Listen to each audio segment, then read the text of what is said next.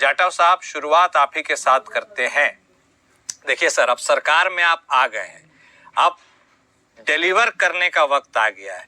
पुरानी बातें, किसने क्या किया क्या नहीं किया, संभवतः आप भी समझते हैं कि दिल्ली की जनता ने इसलिए तो नहीं चुना है। साफ तौर पर स्पष्ट संदेश है कि अब आप कुछ कीजिए जो पहले ना हो सका हो, यही बातें आप करके आए हैं। अब बात सर बीजेपी के अध्यक्ष करेंगे 4,50,00,000, मोटा मोटी 4.5 करोड़ की। तो सर क्या ही है, इतनी छोटी सी वो धनराशि है, किसी एक प्रसंग को उठाना है। आतिशी जी कह रही हैं 77,000 करोड़ रुपए का बजट हो गया है। तो बात है कि अब काम करने का वक्त है। क्या इन तमाम चीजों से, आरोप प्रत्यारोप से दिल्ली की जनता का कुछ भला होगा, या आपको लगता है कि अब काम करने की ज्यादा जरूरत है? जनता का एक पैसा भी बहुमूल्य होता है। ठीक है। और किस तरीके से पिछली सरकार ने जनता का पैसा उड़ाया, ये स्पष्ट तौर पर दिखाई दे रहा है। जो ओथ सेरेमनी है, जिसको भाजपा ने अपने पैसे से करवाया, ये अपने आप एक बहुत बेहतरीन मिसाल है। वहीं आम आदमी पार्टी उसमें 4.5 करोड़ से ज्यादा पैसा खर्च कर रही है। तो ये जनता का पैसा हमने बचाया, इस चीज को समझने की आवश्यकता है। आपने कहा ना बहुत छोटा अमाउंट है, नहीं, 4.5 करोड़ रुपया बहुत बड़ा अमाउंट होता है। और ये आम आदमी पार्टी के लिए बेशक से छोटा हो, मगर हमारे लिए हम एक एक पैसे का वजन समझते हैं जनता के पैसे। नहीं, मैंने उसे बजट के कंपैरेटिव बोला था, क्योंकि 77,000 करोड़ का बजट, ऐसा बताया जा रहा है कि उन्होंने दिल्ली को इतना विकास किया है, इतना बड़ा बजट हो गया है। आपसे भी सवाल पूछा है कि बता दीजिए आपकी 20-22 राज्यों में जो सरकार है, किस सरकार में 2.5 गुना ज्यादा 10 साल में बजट की राशि बढ़ा दी गई? इसके संदर्भ में मैंने कहा नहीं, अगर आपने बजट बढ़ा दिया है तो जनता के पैसे को आप अनैतिक रूप से खर्च करेंगे? ये आपको किसने जो है ना परमिशन दे दी? आप अपना कार्यक्रम कर रहे हैं, उसमें सरकार का पैसा खर्च कर रहे हैं। किस तरीके से आपने सरकारी विभाग में, अपने विभाग में जिन लोगों की नियुक्तियां करी, जिनको अभी रेखा गुप्ता जी ने सबको हटाया, उन सब लोगों को आपने अपने प्रचार में लगाया, उनको हवाई जहाज की फैसिलिटीज दी। मतलब आप ये देखिए कि काम तो वो कर रहे हैं सरकार का, पैसा तो ले रहे हैं सरकार से और दिल्ली सरकार से, और काम कर रहे हैं वो आम आदमी पार्टी के लिए। वो गोवा चुनाव में लगे लोग, वो पंजाब चुनाव में वो लोग लगे, ये सब चीजें पकड़ में आ रही हैं। और ठीक बात, आज उन्होंने खजाना खाली करके दिया, ये भी दिल्ली की जनता को बताने की आवश्यकता है। आपने 77,000 करोड़ रुपया जो था वो ऐसे बेफजूल कामों में खर्च किया जिसकी कोई आवश्यकता नहीं थी। जहाँ आवश्यकता थी वहां पर आपने पैसा नहीं दिया और खजाना खाली करके आप चली गई हैं। तो सर जो खजाना खाली हो गया है, तो मतलब अब जो भी वादे दावे किए गए थे उसकी पूर्ति होगी? क्षमा कीजिएगा, आपको टोक रहे हैं। जो 2,500 देने की बात है वो तो खजाने से ही होगा। जब आपके पास खजाना ही नहीं है तो कैसे कीजिएगा? फिर सेंटर से लीजिएगा तब दीजिएगा। खजाने तो भरे जाते हैं, खजाना तो पैसा आता रहता है, इसमें ये नहीं है। मगर पिछली सरकार की कारगुजारियां बताना भी हमारी जिम्मेवारी है। ठीक है, उसके कारण से अगर खजाने खाली मिले हम आगे काम नहीं करेंगे, कहता ही नहीं है। हम रिकवरी करेंगे जिस तरीके से जो नियम है उसके अनुसार काम होगा। ठीक है जाटव, और जो हमने वादा किया वो उसी समय पूरा भी होगा। हाँ, जनता की जानकारी के लिए उनके मन में जो सवाल उठते हैं उनके लिए जाटव साहब एक और सवाल है, वह भी बता दीजिए कि आमतौर पर अमूमन हम देखते हैं, किसी राज्य स्पेसिफिक हम बात नहीं करेंगे, जब भी कोई नई सरकार का गठन होता है हम टीवी में, न्यूज़पेपर्स में तमाम एड्स देखते हैं शपथ ग्रहण समारोह की।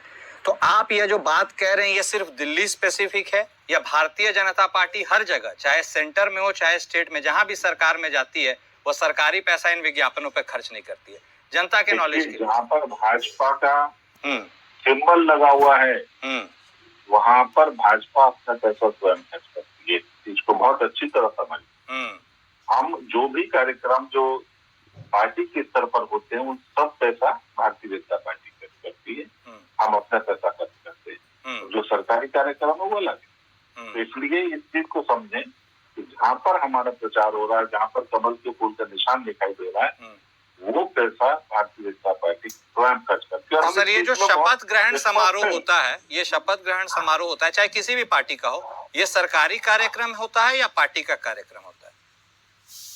जो जो परिसर के अंदर कार्यक्रम है वो सरकारी होते हैं और जो ओपन इलाकों में क्षेत्र में होते हैं, जिस तरीके से रामलीला मैदान में हो रहा है, वो सब चीज लोगों को बुलाना, वहाँ पर सब खर्च करना, सब चीजें जो प्रचारित प्रसारित करना, वो पार्टी के अपने दिखा।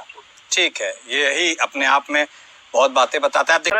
एक बार तो आपने प्रधानमंत्री का अपमान करवा ही दिया है जनता के सामने, दूसरी बार और आप करवाएंगे तो इसका मतलब हुआ तालमेल भी नहीं है आप में, राज्य में। नहीं, ठीक है, देखिए एक सवाल ना आप नहीं पूछ रहे हैं, आप भी पूछ रहे हैं, कांग्रेस भी पूछ रही है, तमाम ऐसे लोग हैं जो पूछ रही है। तो एक बार हम जाटव साहब का रूप जल्दी से कर लेते हैं। जाटव साहब देखिए, ये सब जानते हैं, मानते हैं, हमारी जनता भी जानती है कि भारतीय जनता पार्टी में इस वक्त प्रधानमंत्री मोदी साहब के चेहरा से बड़ा कोई व्यक्तित्व नहीं है।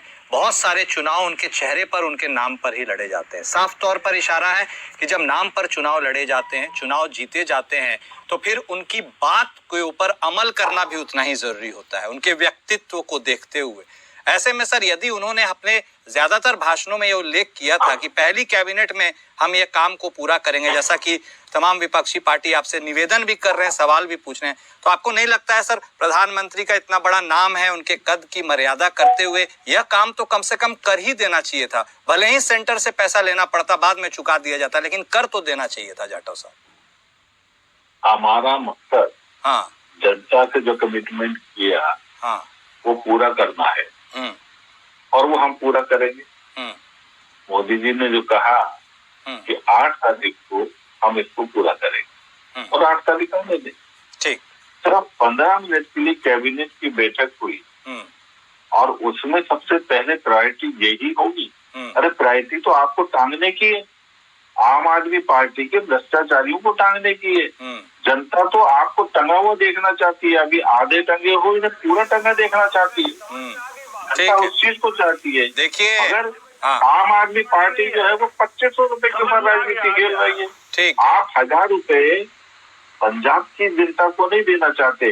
दिल्ली में आप 2500 रुपए, जो अभी मुश्किल से 50 घंटे नहीं हुए, और दिल्ली में आप उपद्रव मचाना चाह रहे हैं।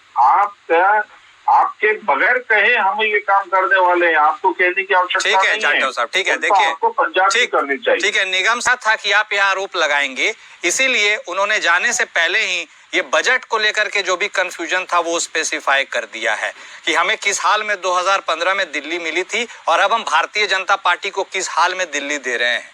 30,000 करोड़ से 77,000 करोड़ रुपया, जिसमें सेंटर का इंटरफेरेंस, सेंटर के तरफ से मिलने वाली राशि क्या है सबको पता है। ऐसे में आपको लगता है कि आपको एक हल्की दिल्ली से इस बार भारी भरकम दिल्ली मिली?